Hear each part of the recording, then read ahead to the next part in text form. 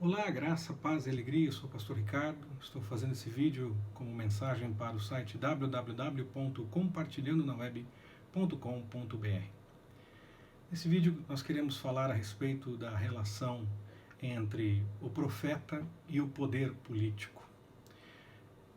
Como é que a igreja pode buscar exemplos na palavra de como se comportar diante do poder político que governa o país, o Estado?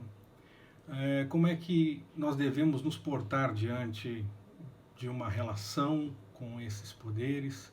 Como nós devemos nos comportar como servos do Senhor? É claro que nós devemos respeitar as autoridades, nós não podemos descuidar nunca da cobertura de oração, nós devemos sempre orar por aqueles que exercem autoridade, não só presidente, governador, prefeito, deputados, senadores, vereadores, mas também juízes. Devemos orar sim também pela polícia, devemos clamar ao Senhor para que as coisas estejam em ordem, estejam acertadas e que essas pessoas que estão em posições estratégicas tenham a sabedoria do alto para fazer as coisas da melhor forma.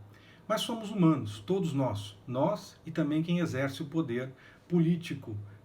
Todos somos humanos e podemos em algum momento falhar, podemos em algum momento interpretar errado alguma coisa, podemos acreditar que temos a resposta certa e na verdade estamos distante da resposta certa. Como é que nós podemos então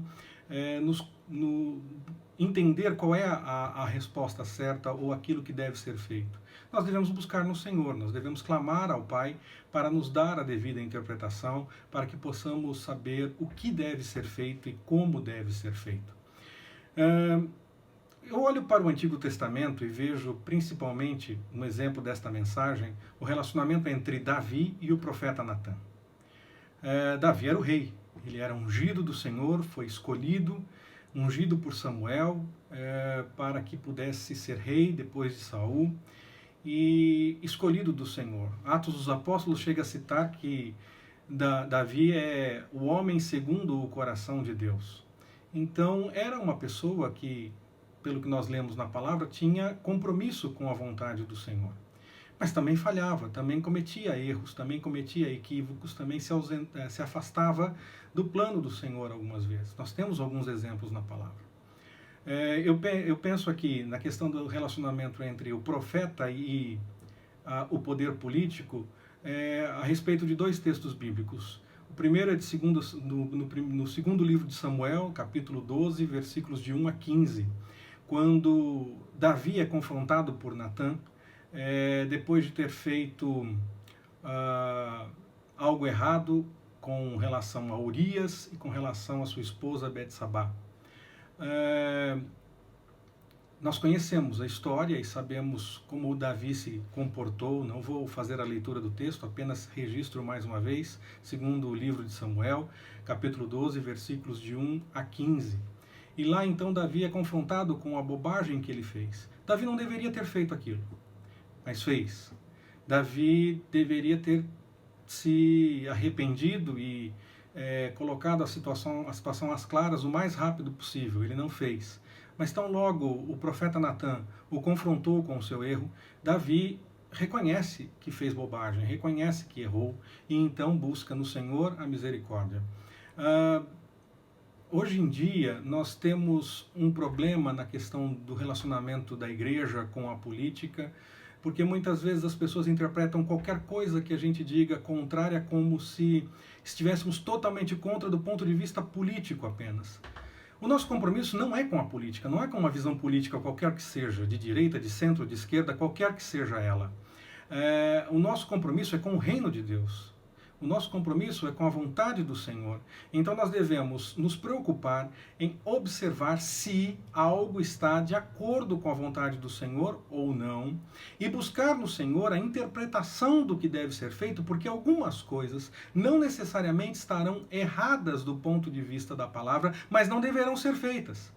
Isso nós vamos ver no próximo texto bíblico que eu vou citar, que é o primeiro livro de Crônicas, capítulo 17, versículos de 1 a 15, quando Davi fala que já tem a sua casa para morar, uma casa de cedro, mas a arca está debaixo de cortinas. E então Natan, num primeiro momento, num ímpeto já de relacionamento talvez com Davi, tendo o seu contato mais próximo com o rei, entende que o rei tem realmente o chamado de Deus, foi escolhido por Deus, e que então, se ele está tendo alguma ideia a respeito de algum cuidado com a arca do Senhor, que ele deveria fazer o que estivesse no coração dele.